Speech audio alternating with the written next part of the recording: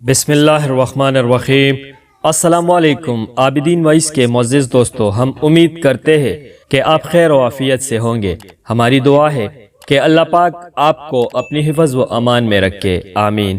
حضرت عمر بن عبدالعزیز رحمۃ اللہ علیہ کا حجاج کے حاکم کو حاکم نہ بنانا۔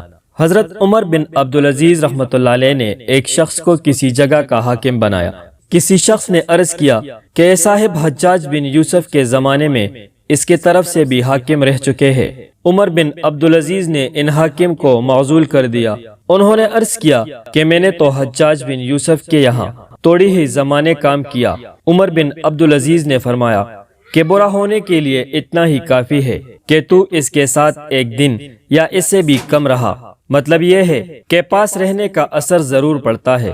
جو شخص متقیوں کے پاس رہتا ہے اس کے اوپر غیر معمولی اور غیر محسوس طریقے سے تقوی کا اثر پڑتا ہے، اور جو فاسقوں کے پاس رہتا ہے اس کے اوپر فسق کا اثر ہوتا ہے۔